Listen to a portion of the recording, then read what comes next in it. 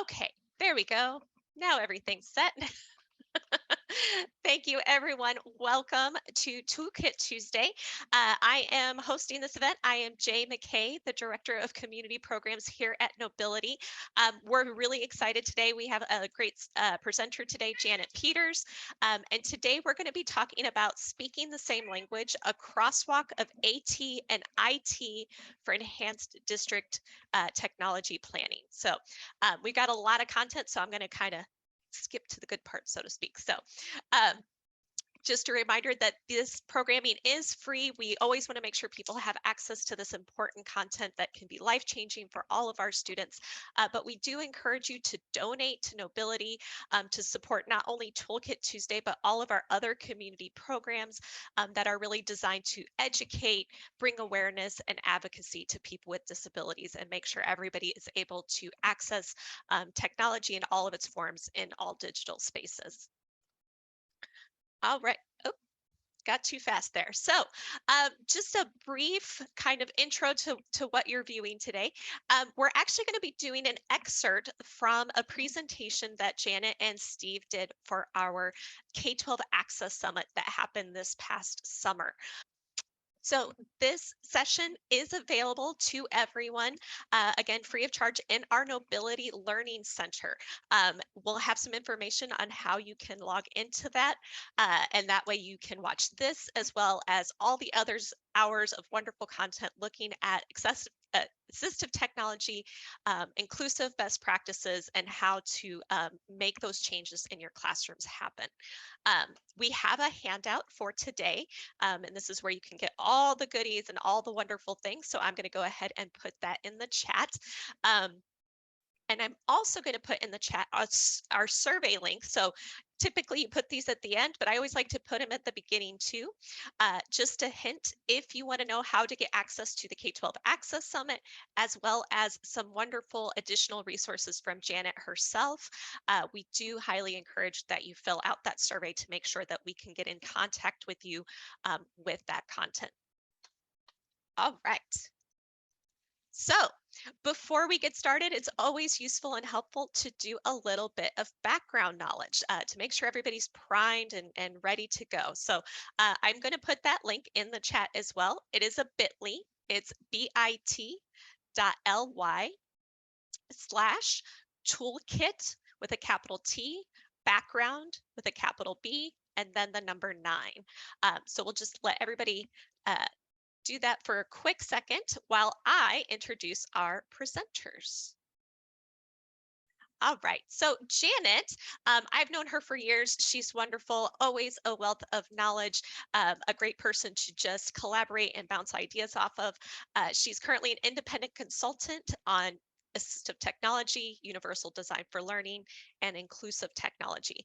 With over 25 years experience being the director of sites at CAST, the project coordinator for the Great Lakes ADA Center, as well as the project director over at the PACE Center. So just like I said, wealth of knowledge, lots of different experiences and examples to share. So I think you're going to gain a lot today. And then also in the recording that we're going to watch, you're going to see a gentleman by the name of Steve Bohl. He's a faculty member over at Winona State University, currently teaching leadership and education. Again, he has a wealth of knowledge with over 20 years in the K-12 space. This ranges from classroom teacher, high school principal, assistant superintendent. So really just kind of that wide spectrum of positions and places that you can come from in the K-12 space. So again, a great source of knowledge today. All right, so I am going to switch my screen, but did anybody have any questions on the background knowledge while I get that set up?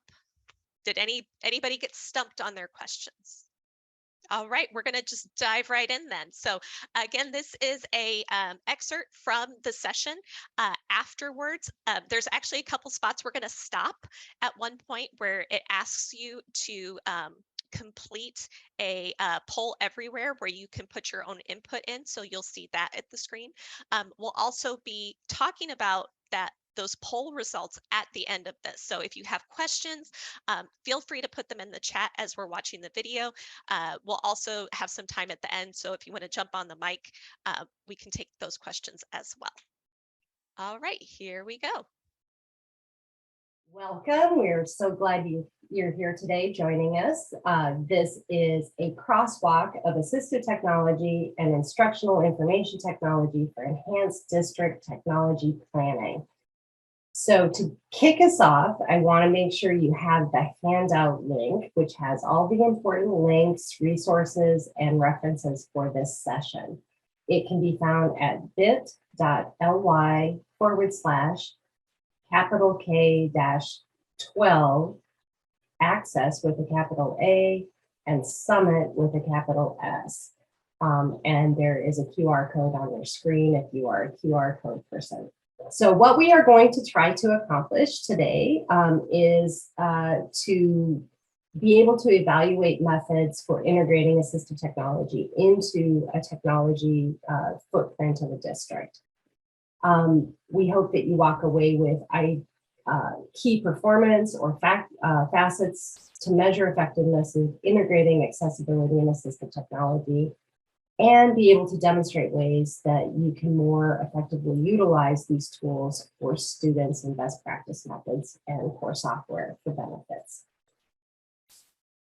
We will first talk about accessible and assistive technology. I know this will be review for many of you, but it's really important that we ground ourselves in what the legal and compliance mandates are, and to just remember that assistive technology and accessible educational materials do have a legal component to them.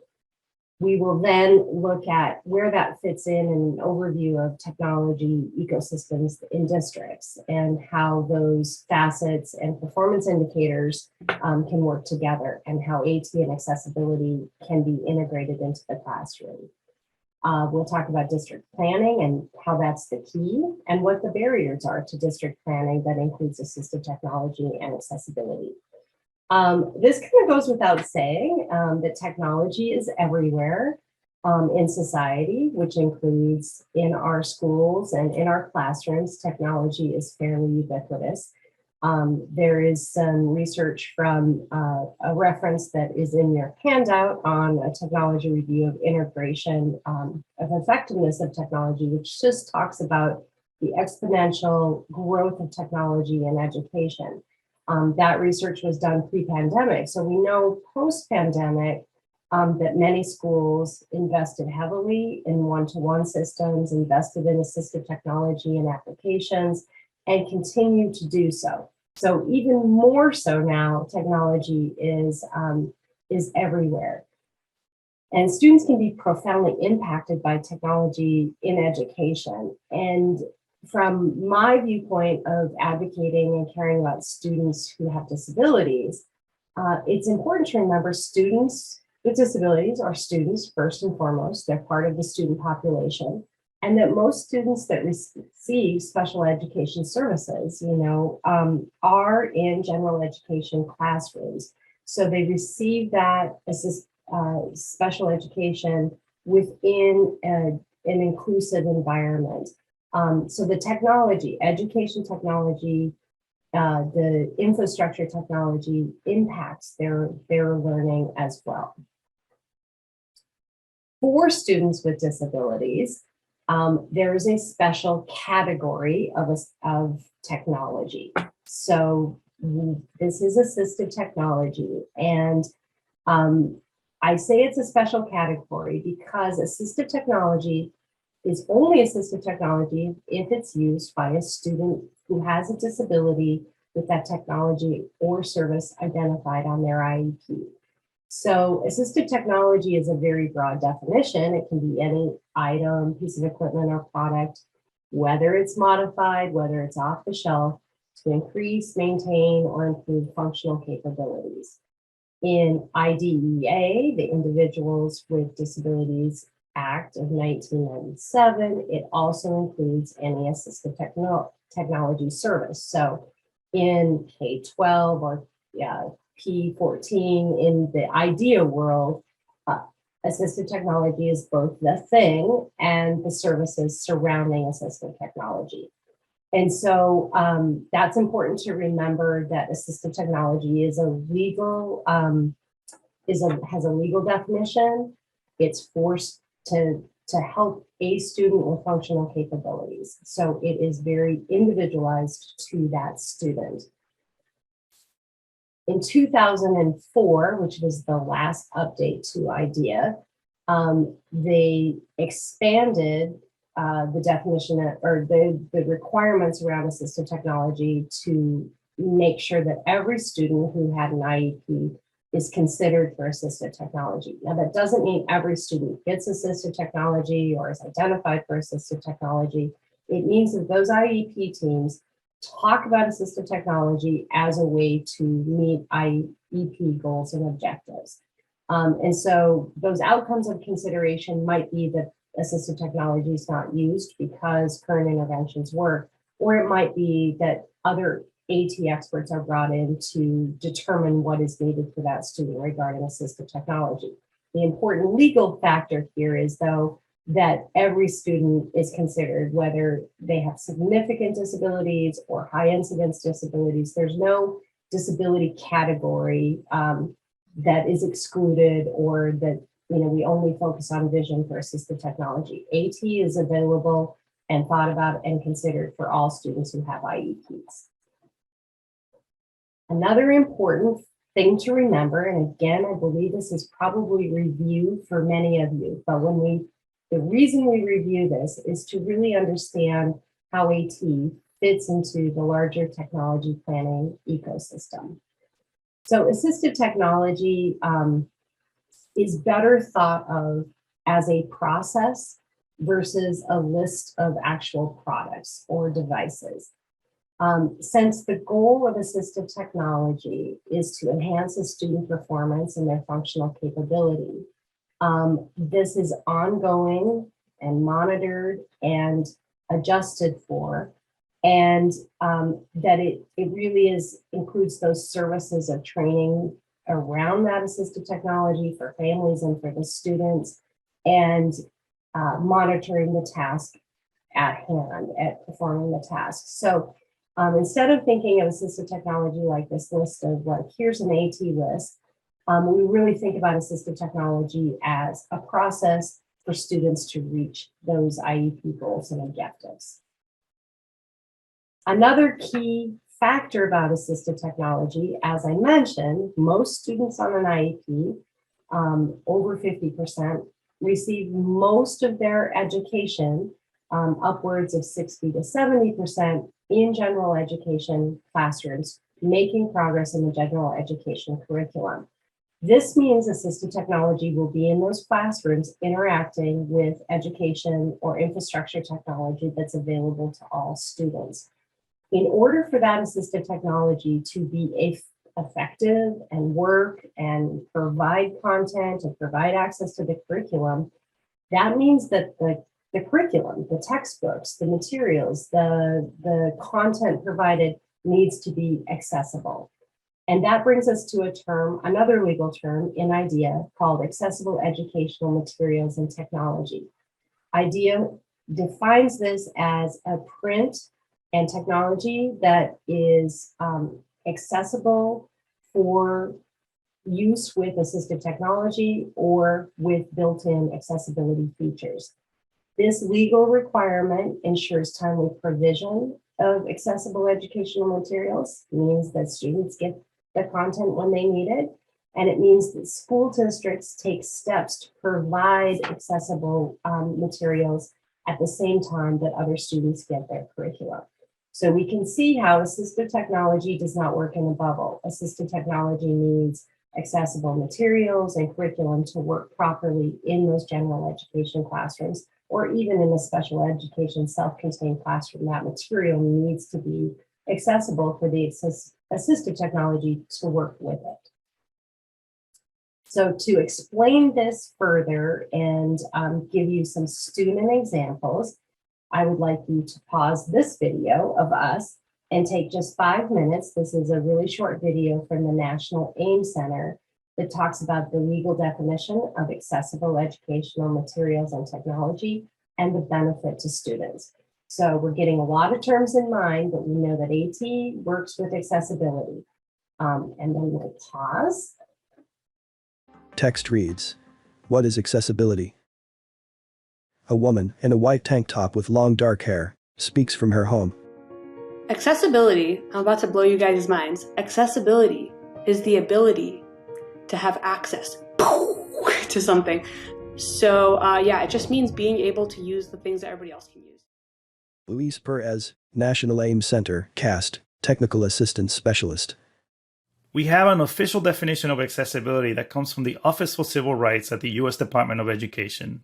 And the definition is this: accessibility is when a person with a disability can do three things. They can acquire the same information, they can engage in the same interactions, and they can enjoy the same services as a person who does not have a disability.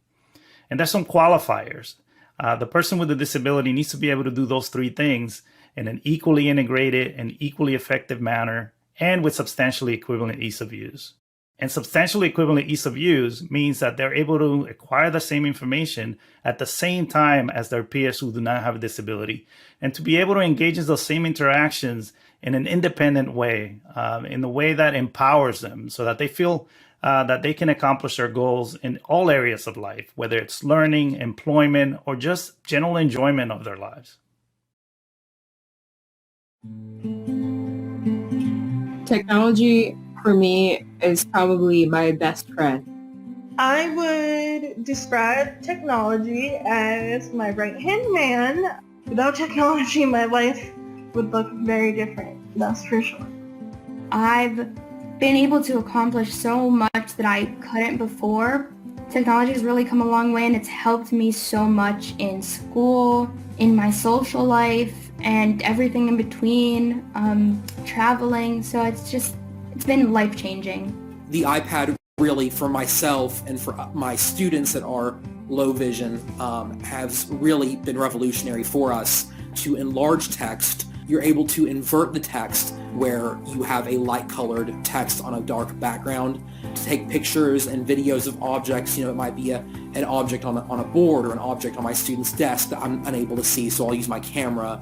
I could not be in any of the classes I am if I didn't have the technology that I use ready and available for me. With ADHD, it's really hard for me to sit down and just type.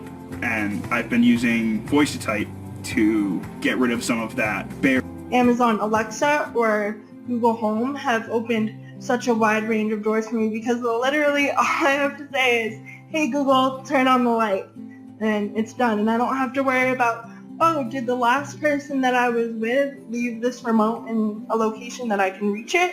I think the main accessibility feature that I use is VoiceOver. It takes the visual information that's on the screen and it translates that into speech so that even if you don't have vision, you can still know what's happening.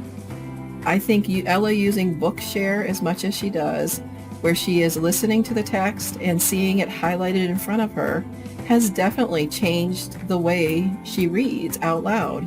Her reading scores have gone up every year, and the only thing we've done is use Bookshare every year. I've just loved video games ever since I was little, and no matter how hard my vision will get, really bad or anything, I will always keep playing because I really enjoy the stories. I love running around in the world, seeing what I could find. It has been the one thing that has kept me afloat, we'll say. Whenever I find a game that is accessible for me, I feel relieved. I can actually include my friends in something and not feel left out, and I can actually have fun. I think, especially with the amount of disabilities there are, just the slightest bit of accessibility goes a long way. I think it's important to put yourself in our shoes to consider, what if the text is too small? What if there are no auditory cues? What if this could be something that causes eye fatigue? I would simply start by having a conversation with people that have disabilities and say, what would be helpful for you? What are some struggles that you would have with using it, and what could we do to make it easier? The technology that we have available for our students can make the difference and can help them to be independent, self-sufficient, confident adults every single day and every single class period. We utilize technology to make it as accessible as possible. I mean, we can't go without it.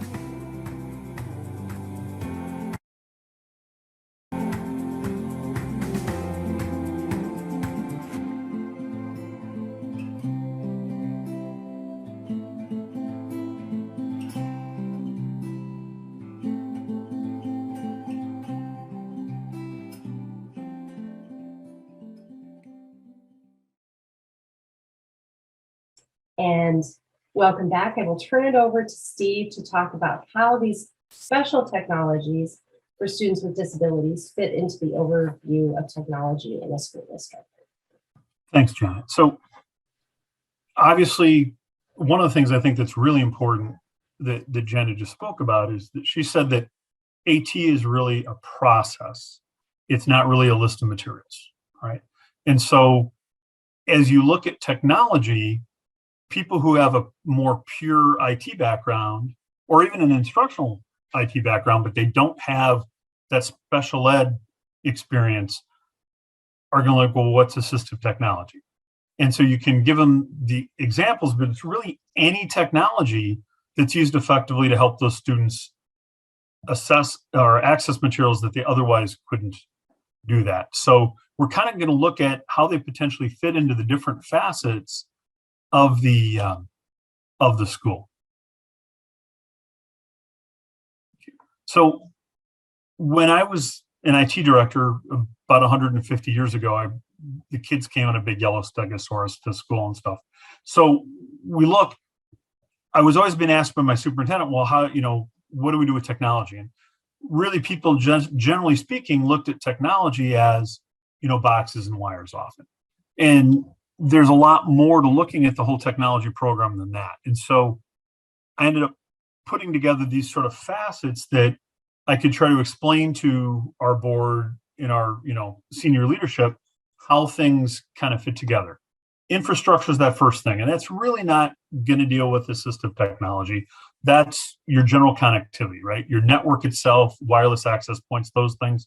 Though in some cases, wireless access points, as we definitely know because of the pandemic, are pretty important for some of our students. But then what's your hardware? And often this could include some specific assistive devices, particularly like some of the storyboards and things that students sometimes use. A lot of different software that can be used, something like Dragon Natural Speaking, different iterations of that software would definitely come in software. The software facet, your administrative software, right? How do you track all these things? We're going to talk later about evaluating your program. Well, do you have good data? Do you collect the right data? If you look at your student information system, is it integrated with however you keep your IEP records and things like that, so that all of those data points can be pulled together and say, okay, we really can easily look and identify that students who have an OHI definition struggle in these kind of areas academically, and so we need to work with. There are students who have, an ED definition need help here.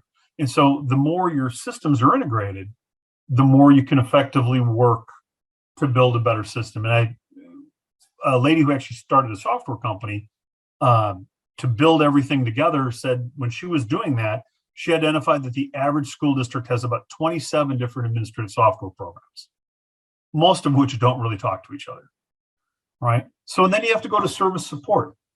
When you're having problems and you call somebody, how do you get it done?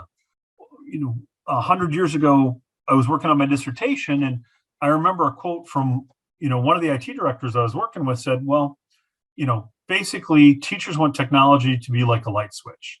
They walk in the room, they turn it on, it works.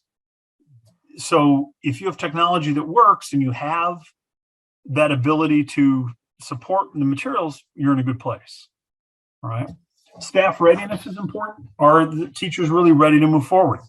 Prior to the pandemic, we had people in a lot of different places on that continuum. Now people are, at least maybe grudgingly so, admitting that, hey, yeah, we have to use technology more effectively. All aspects of instructional technology, including assistive technologies. And then what do you do for staff development? One of the biggest barriers I've seen to any technology, but particularly assistive technologies that are for those low incidence populations, are often that people don't know what they are. They don't know what's available. And so if you don't know what's available, it's hard to then justify using that with your student. And then even when I created this about 1995, so I guess I was just really ahead of the federal mandates in 2004 maybe. But we looked at how does technology get integrated into the general instructional program, but then also to the special instructional program, because we all know those are two different things, right? There's something we do for, that 80% of the students who are in regular ed classes all the time. And sometimes those things, migrate into special ed, not always. So we have to make sure that we're using technology effectively for both groups. All right. It's not an either or, it has to be a both.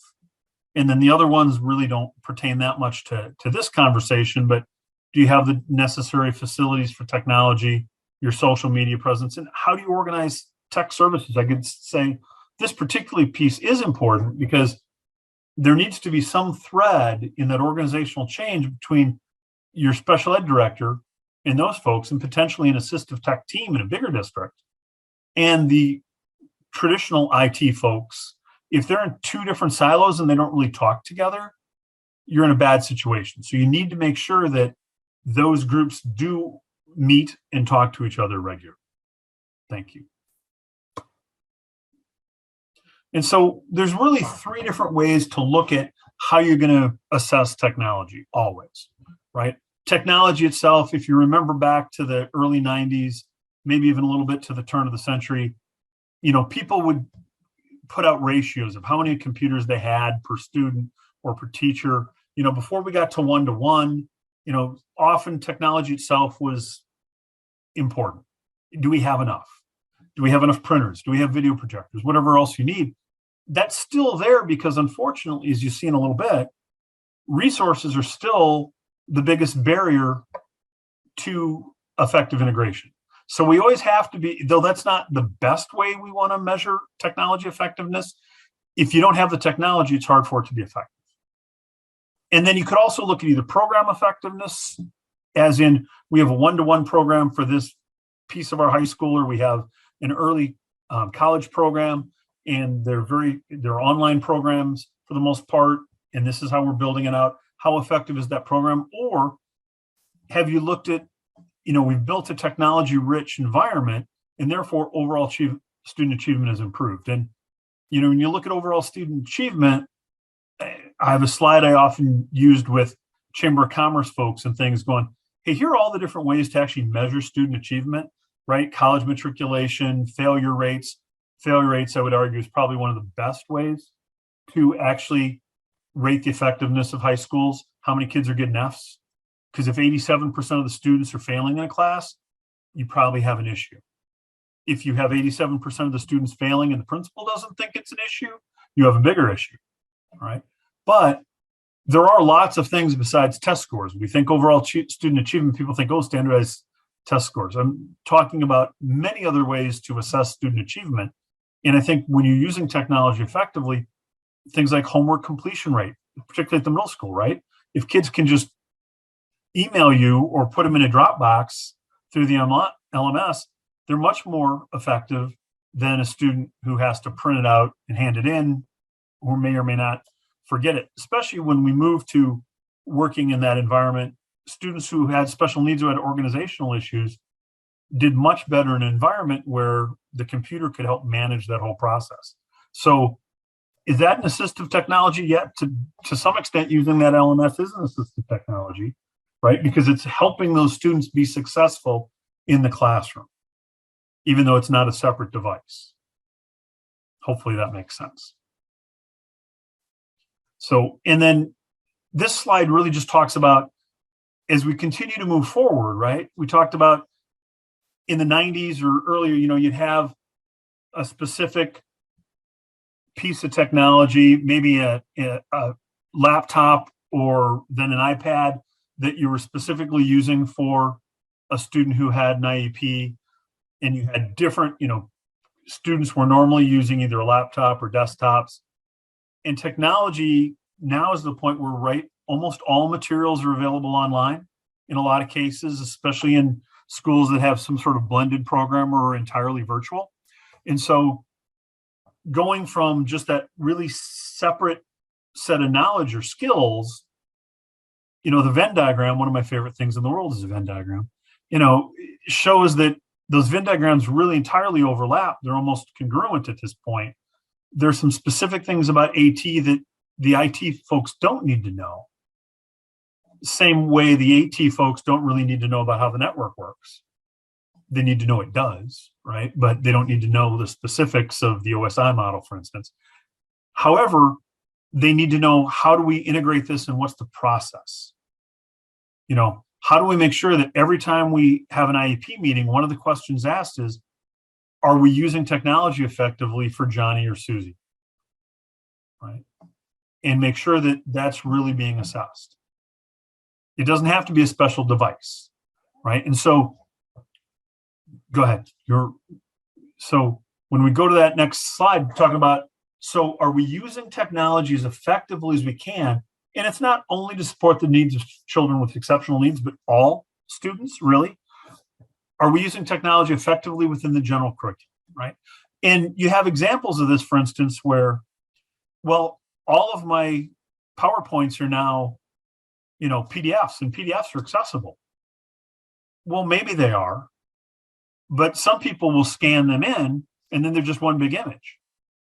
And so when you think about that, okay, make sure that you've worked to make sure that those are really documents that can be read by a screen reader, right? So if they aren't, then you have to have somebody on your AT team or in the accessibility office go ahead and rescan them so they're OER documents, so your students really can read them.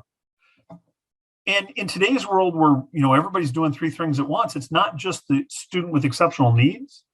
It might be the student who's also having to babysit, and so they can't just sit there and read through that paper, but they could listen to it if they have that OCR piece of that document, so they can automatically do that. And they can listen to it while they're, watching their little brothers and sisters or their dog or whatever else, so that accessibility is not just an issue for students with special needs. It's a way to make more effective teaching for everyone. And then beyond that general curriculum, okay, where do we need to use technology to potentially help adapt technology in those cases? Or in other cases, modify the curriculum for students so they're getting what they need. So maybe they need a version that's just got less words on the page, right? Or instead of asking for 3 examples, they only have to give 2 or 1. But in any case, are we using technology effectively? And are we using technologies that fit into the rest of the system, right? Because the way to get the IT people nuts is try to bring in stuff that doesn't fit in with their systems, especially in today's world, right? We have all of the worries about data security and identity theft and cybersecurity, ransomware and denial of service attacks. So it's quite legitimate for the IT people to go, whoa, we got to make sure that anything that comes into the system makes sense and fits in and fits in with our overall technology direction.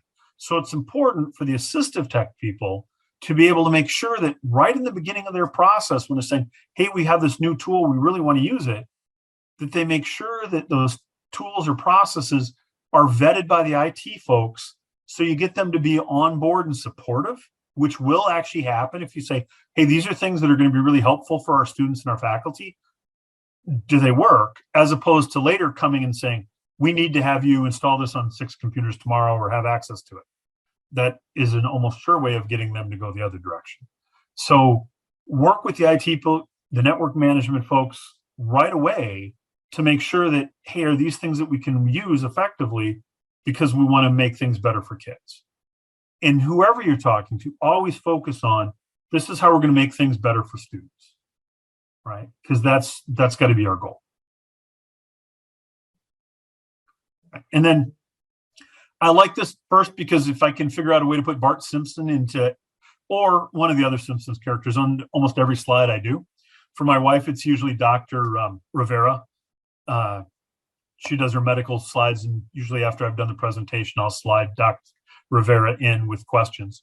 And Bart's talking about best practices. Well, I wish there were just best practices that work for everybody. The problem is when you look at all the variables we have in public schools today, and then when you include private schools and charter schools, virtual schools, there aren't just necessarily one set of best practices. So the key is look to what other people are doing and then say, okay, how can I adapt this to work effectively in our environment? Right? Similar, like there are people who will tell you that, if you don't use Google Classroom, the world is going to end. I work with a group of IT people who believe Google is Satan and that Microsoft Office is the solution to all the world's problems. I don't think either of those groups are right? But the key is, how can we build something that works well for our students in our environment? And so never think, well, I have to do this because this is the best practice. Now, Janet has already told you about some things that you have to do because there are legal requirements to do that. But the issue is in technology planning, look at what do you want to do with kids that you aren't able to do? What are the struggles, right? I used to just ask two questions. What do you want to do with kids you can't right now, right? And then the other thing is, what are the administrative tasks that are taking your time away from instruction? And if you figure out what those things are, then use technology to either make it easier to do A and to streamline and make B more efficiently, you'll have a great technology plan. And that's really the ultimate goal. Technology is just a support service, right? It's never an end in itself. However, some of us may wish it was, it's not. So, all right. And so again, back to the barriers for integration here, you talk about resources is still, and this is a few years old. It's maybe I'll have to do this survey so I can update the reference there, but resources is still one of the biggest things. Definitely, what did we hear during the pandemic? People don't have access to laptops or devices. They don't have access to Wi-Fi. So just access still continues to be the number one barrier.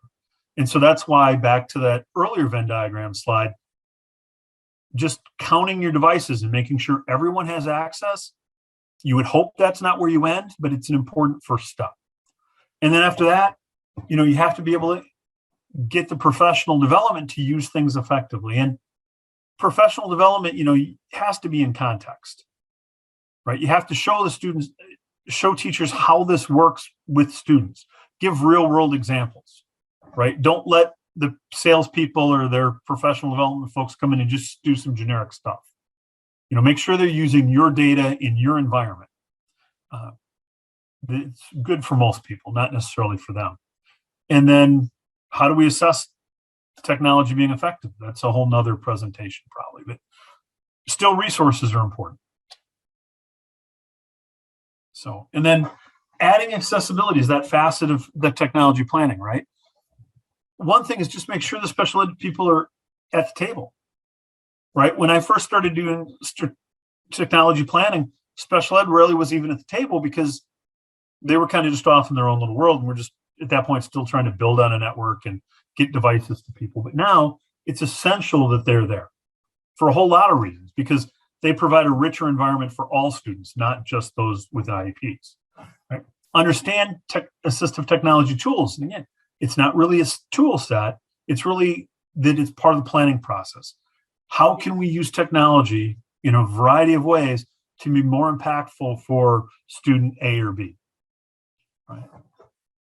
For new staff, particularly, make sure you talk about accessibility. As I mentioned with the example from PDFs before, people just thought, well, it's a PDF. It's, even if I scanned it in, it's a PDF now, it's accessible. Not necessarily. Make sure new faculty and your existing faculty learn regularly in professional development about how to use the accessibility tools that are there, and how to make sure that if they have problems, they know who to go to get help to make their documents and their materials more accessible. I recently finished a study on university syllabi, and very few are accessible. About 3 years ago, I did a study of special education cooperative websites in Illinois, and only one was fully accessible, which is pretty scary considering the group that runs those websites, right? Make sure that's just a regular part of the professional development process. Hey, how can we be more accessible? How can we use assistive technologies effectively to make sure it's part of the planning process? Are we meeting the needs of every student? Right. And now we're going to ask you to share your thoughts through this QR code. It's a Poll Everywhere site. And then we will summarize your thoughts here at the beginning of the question and answer session. Okay, so pause here and do that. Steve did a really nice overview of the three aspects of technology planning, which might start with actual device counting and device inventory systems, because you have to have technology, right? You have to have the actual software and hardware to work, the student impact, and then the program effectiveness, your whole technology ecosystem. And so with all of those aspects, there's a lot of data collected. And data is great. Everyone, data is a good thing. But if you don't analyze your data or have a process for data evaluation and analysis that can impact programs, that you can analyze the data and make changes, in other words, progress monitoring on your technology system, you're just collecting a lot of data that isn't impactful for ultimately isn't impactful for students if you're not looking at and analyzing that data. So this is just to tell us that we're measuring student outcomes in the multiple ways that Steve mentioned. We're measuring the technology in some nuts and bolts ways, and this is true for assistive technology inventory systems, how many students use assistive technology in their IEP, but also we use this data for program effectiveness. But you have to use the data. If it's not analyzed and not used, there's no point in collecting it, and then it doesn't have the impact you're looking for. So in that program, ongoing progress monitoring and program monitoring program effectiveness, it's nice to have some guideposts and some checklists and some things to remind you of systems that you might look for. This checklist here is adapted from the framework of essential skills for K-12 CTOs, Chief Technology Officers. We think that this is a nice way to incorporate this idea of assistive technology and accessible educational materials being integrated into technology planning, because this is a document that has many of the facets that Steve's talked about of how CTOs, how technology people are evaluating their services.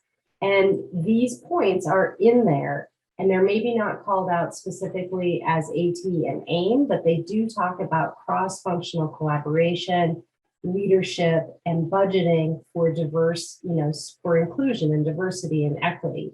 And so take this and maybe go to the original checklist or the original framework and think about how we can start promoting. I know many of you are experts in AT and AIM at this session.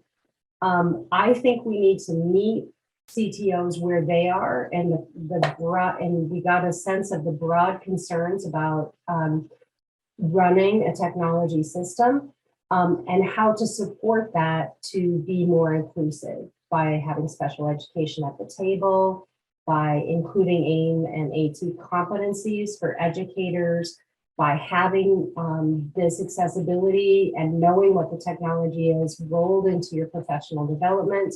All of these things will get us where we have a more inclusive technology system. All right. So hopefully you all have had a chance. Oh, there was a good question here somebody put in.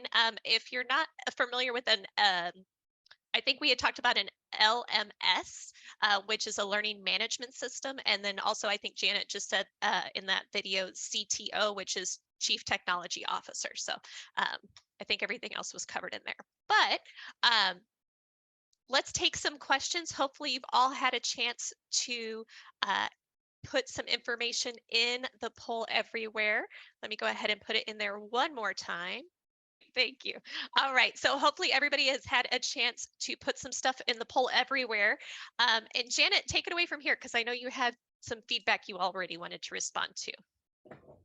Yeah, let me there were a few responses in the poll everywhere, so I will go ahead and share those with the group, and hopefully that spurs some questions and conversations. So first of all, I just have to say thank you for your attention. It's very weird for me to watch a video of myself giving a presentation.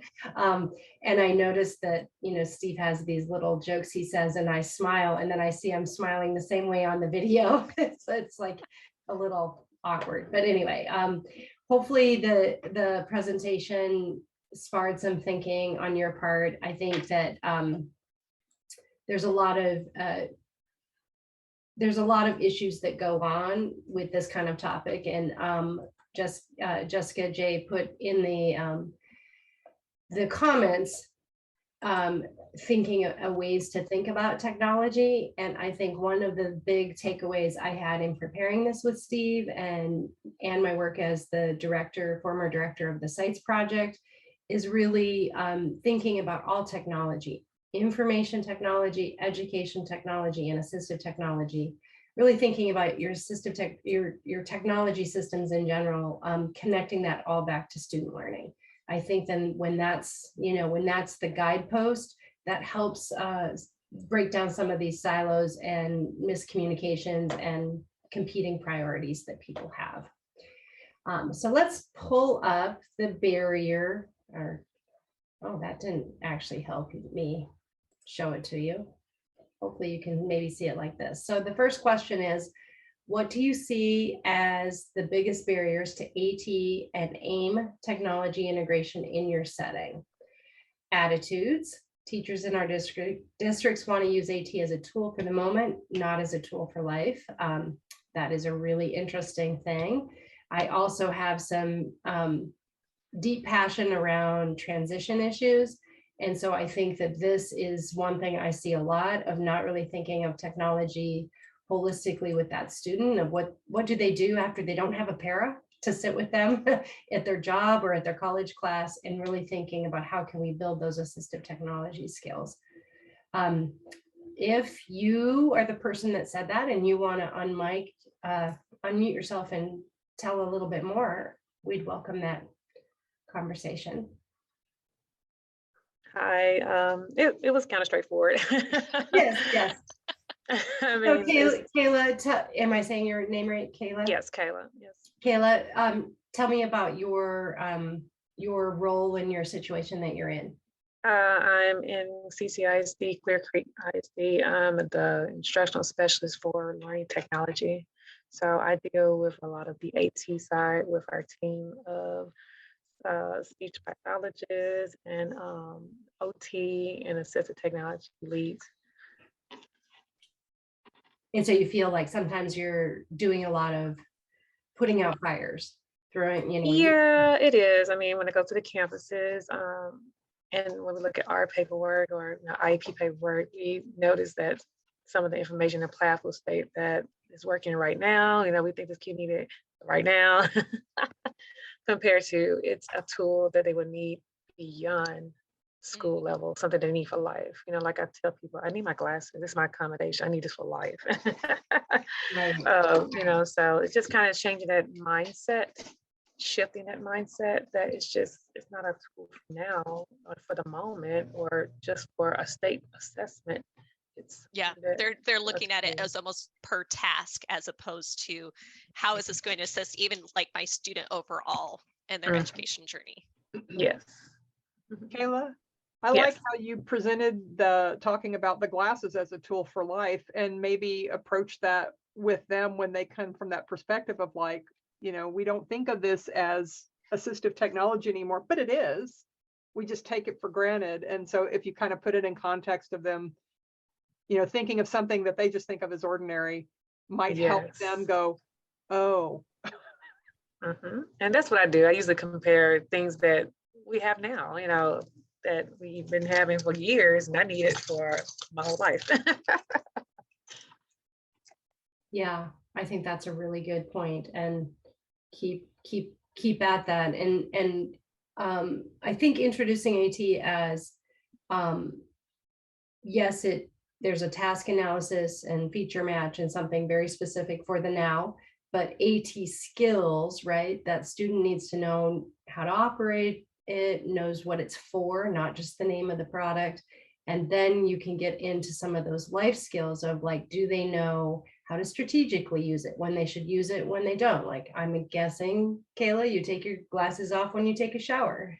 You don't need your AT all of the time. And so when introduced or when talked about in the IP, like, okay, there's a set of skills around assistive technology that also get talked about when we introduce it, you know, operational, functional, strategic. And so that helps bridge that gap to, okay, this isn't just solving XYZ for the state accommodation or the state test. This is, you know, a process. But good point. All right, another person said professional development for staff, specifically on the tech students are using. Our staff have PCs and Mac laptops, and the students have Chromebooks and iPads, different from what the teachers use. Yeah, and I think Steve was alluding to this in the presentation of when things are done in silos. And from my background, I tend to think of the silos as AT and ed tech being separate silos, but there's also a silo staff versus students versus special ed students, right? Like these artificial categories that we do technology purchasing and planning, which makes it difficult for the teachers to know how to troubleshoot, for the student, and students are great. They can help these teachers learn their tool. So thinking about how that can more seamlessly integrate is part of that.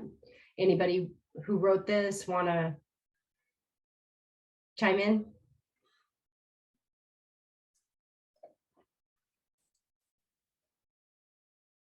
That's okay. I won't put anyone, I won't call on you. And Jay, just jump in anytime if you have any thoughts. I always have thoughts. Okay. We'll keep going. Oh,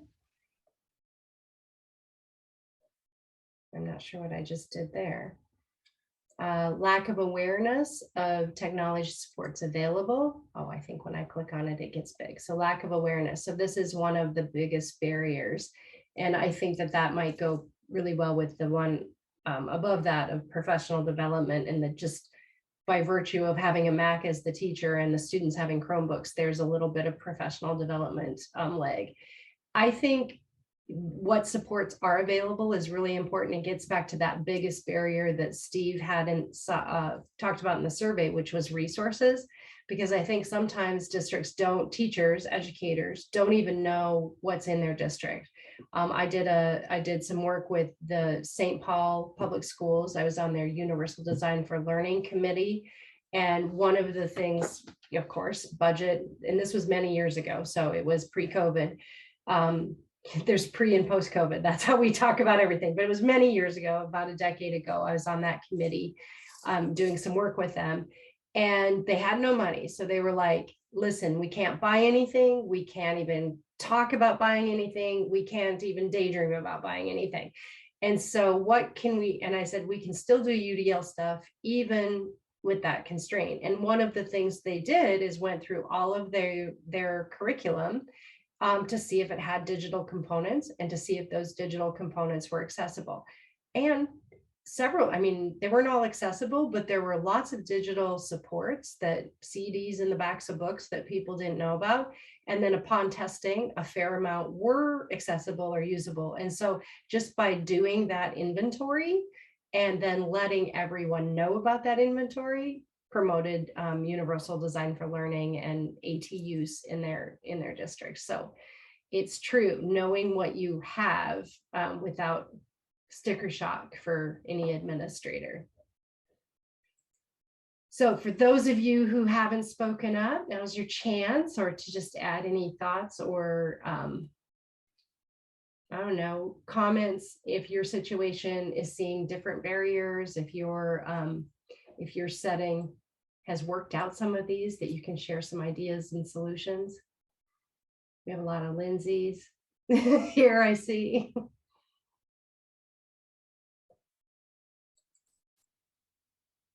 Well, I think as we click onto the next question, I can just speak from my former place of work. I think one of the barriers that we initially ran into, but eventually, became one of those bright spots, and I think in that idea of we don't know what's available, we don't know what everybody's using. And especially when we started doing our one-to-one integration, with kids getting laptops or getting Chromebooks and iPads. When they first rolled out, it was the question of, oh wait, we forgot that students are going to need to have larger monitors. Do we have enough HDMI cables for that? We ran into some hiccups pretty quick, but because we had already started having those conversations where as the AT specialist, I was going to the instructional technology meetings and networking with all of those campus teachers and being part of those trainings. And also in the district discussions, we were able to fairly quickly go, hey, this is the issue that we just ran into. Everybody forgot about it because, it just happened. We all, ran into that issue. But because we already had those connections in place, we were very quickly able to come up with those solutions and, reach out to the campuses and say, who's got extra HDMIs, or that may be something that they need to anticipate and purchase when they're ordering their Chromebooks and stuff for their students, is to say maybe need to have a percentage of those extra cables for external monitors and things like that. Yeah, I love that. And that's a great transition from barriers to bright spots, because I think something that's a barrier, not enough actual equipment and cables, is a bright spot when you think about how you approach solving that. And that came from your pre-work with having broken down some of those silos, right? And so districts pre-COVID that had already started some of this work that was working on this integration, already having committees or teams that were looking at AT and AIM being integrated into the larger district technology system and planning. They fared much better in COVID because those relationships had been built. A little bit of the process, and I'm thinking specifically about sites districts on the project that I was directing at that time, because they had, just by nature of being part of that project, already formed a committee, already had some roles and responsibilities identified.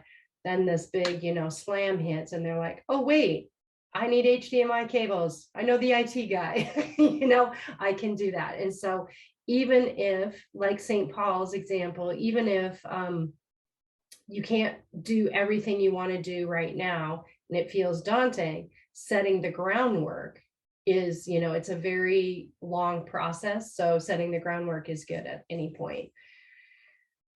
So the next question, and feel free to type it in even as we're talking, or unmute yourself or put it in the chat, whatever works for you.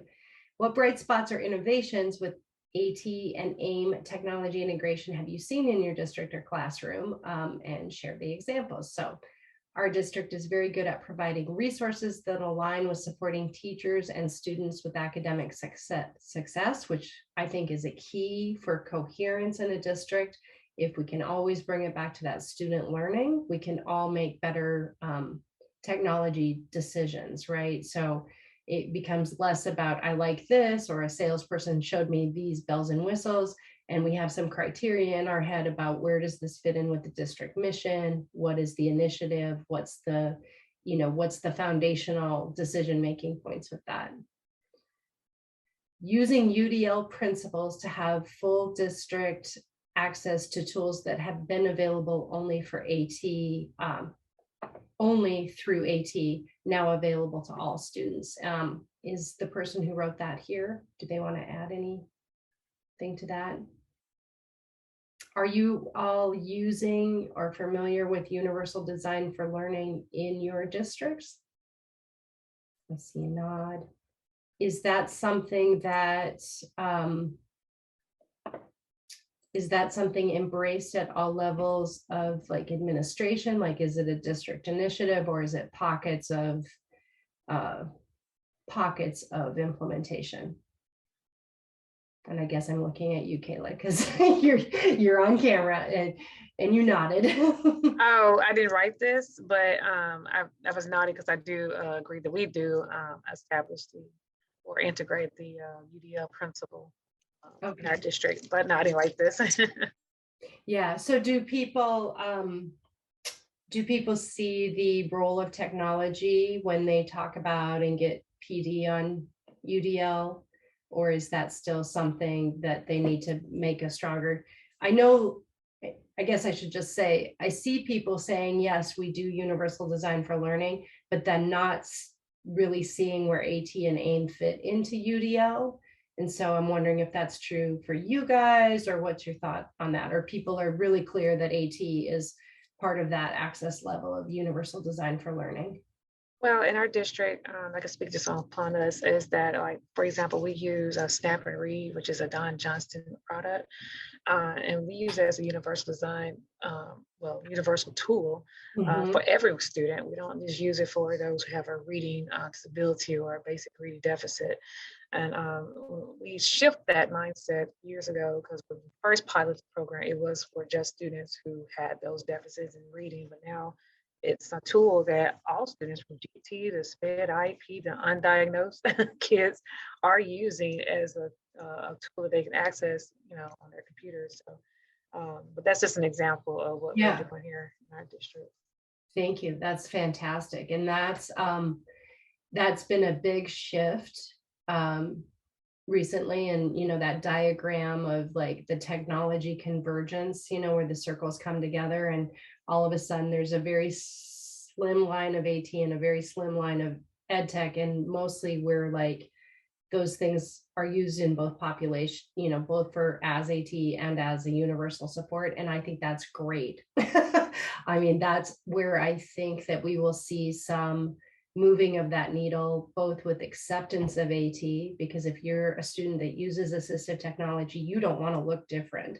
So you want to use tools that everybody are using, and you're more likely to actually use what you need. And then we know that there is a huge segment of the population that fall through the cracks, that don't receive tier 2 intervention, that don't receive special ed services, but that are struggling, that really could benefit from those tools. So that's lovely to hear.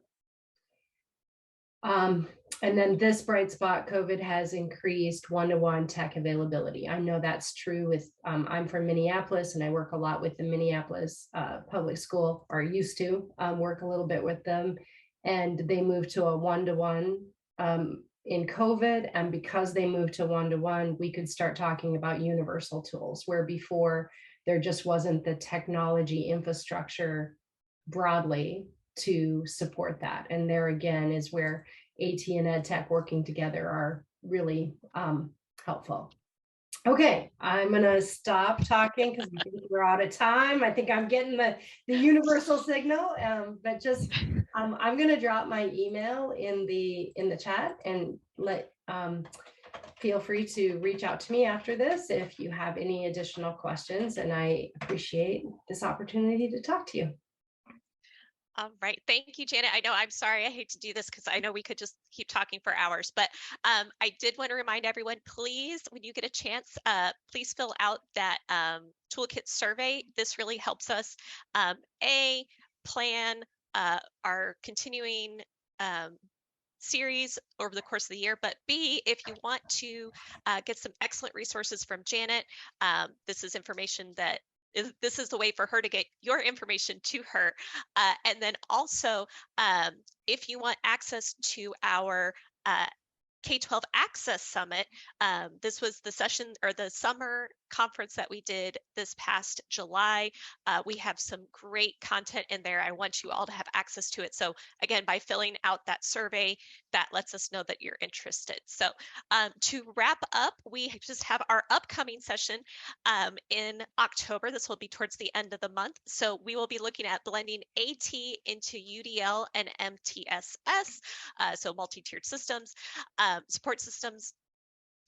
So this is coming from our friends over at Austin ISD. They have some great content in the strategies and things that they went through. So I hope you will all be there. I'm going to put that in the link and just say thank you for being here, and have a lovely rest of your day. Thanks, everyone.